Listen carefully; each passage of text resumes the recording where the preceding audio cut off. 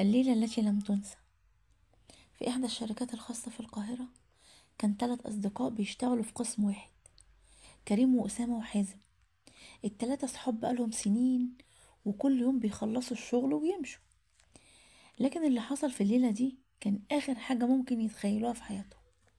القصة بدأت لما الشركة أعلنت إن في نظام جديد لازم يتثبت على كل أجهزة الموظفين، وإن ال3 هيبقوا مسؤولين عن التجربة الأولية، وكان المطلوب إن هم يفضلوا في الشركة بعد مواعيد العمل لحد ما يخلصوا. الشركة كانت في مبنى قديم، جزء منه كان متجدد وجزء منه لسه على حاله من زمان.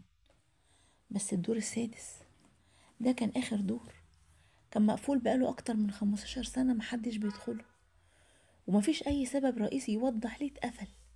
كل اللي بيتقال إنه مش آمن، بس الحقيقة ما كانتش كده. في الليلة دي كان يوم خميس، الدنيا كانت ضلمة بدري، والرياح بتخبط والمطر شغال في الشبابيك. الموظفين كلهم مشيوا وما فضلش في المبنى غير ال3. الساعة كانت حوالي 10 بالليل لما الكهرباء اتقطعت فجأة، وبقى المكان ظلام كاحل إلا من لمبات الطوارئ الحمراء اللي بتدي إحساس إنك جوه كابوس. أسامة ضحك بتوتر وقال: شكلها ليلة حلوة، ده وقت مثالي بقى للحاجات اللي بتتقال عن الدور السادس. كريم رد عليه: يا عم خلينا ننجز ونمشي، مش ناقصة رعب. كل اللي حصل بعد كده خلاهم يتمنوا ان هما ما كانوش جم الشغل اصلا. وهما بيشتغلوا على الاجهزة بدأت اصوات تيجي من فوق، اصوات خطوات ماشية ببطء. في الدور السادس المقفول الخطوات كانت بتسير كأن حد بيتمشى، وبعدين بتقف، وبعدين بترجع تاني. حازم قال: ما فيش حد فوق، صح؟ وسام هز راسه: "مم، المفروض الدور مقفول، مفيش حد، وحتى عمال الصيانة مش فوق. الله!" وبينما هم واقفين مصدومين، الصوت اللي فوقهم اتغير، بقى صوت جر كأن حد بيسحب حاجة. لا، ده صوت جر كمان، والحاجة دي تقيل قوي على الأرض. كريم قال: أكيد ده صوت المواسير يا جماعة مبنى قديم بقى. لكن الحقيقة إن الصوت ده ما كانش مواسير، لأنه بعد لحظة ظهر صوت تاني، صوت خبط خبط خبط منتظم، خبط كأن حد بيخبط برجله على الأرض وبعدين تقف تماما. وفجأة باب الطوارئ اللي في آخر الطرقة اتفتح لوحده ببطء من غير ما حد يقرب له. حازم اتجمد في مكانه وقال بصوت متوتر: انتوا سمعتوا الباب ده ولا ايه؟ محدش رد، لان كلهم في اللحظة دي كانوا سامعين نفس الخطوات اللي كانت فوق، اللي بقت دلوقتي على السلم، نازلة واحدة واحدة، واحدة ورا التانية ببطء وتقل، وكأن اللي بينزل مش إنسان. كريم قال بصوت مبحوح: اقفلوا نور المكاتب، اجري يا حازم. طفوا نور المكاتب بسرعة واستخبوا في غرفة السيرفرات. الباب كان شبه مشقوق، وقدروا يشوفوا جزء صغير من الطرقة.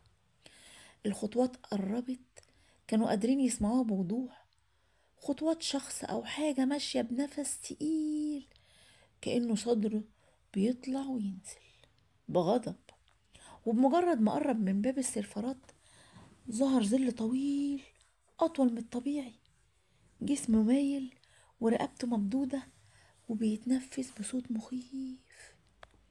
أسامة حاول يمسك أعصابه، لكن إيده اتزحلقت على باب السيرفرات، والباب خبط خبطة صغيرة جدا، بس إن هي كفاية إن هي عملت نصيبه. الخطوات وقفت، الصوت اتقطع، النفس اختفى، وبعدين على الباب حد بدأ يحط صوابعه. ايه ده؟ صوابعه طويلة جدا ورفيعة، وبتخبط على الباب ببطء كأنه بيستكشف. خبط خبط خبط. كريم قال بصوت مش مسموع: محدش يتحرك بالله عليكم.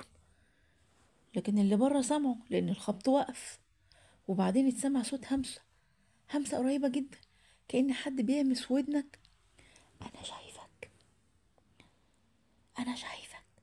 الصوت ما كانش صوت راجل ولا ست ولا طفل، كان صوت غريب، صوت كأن حد بيكلم من جوه مية، مموج، مخنوق.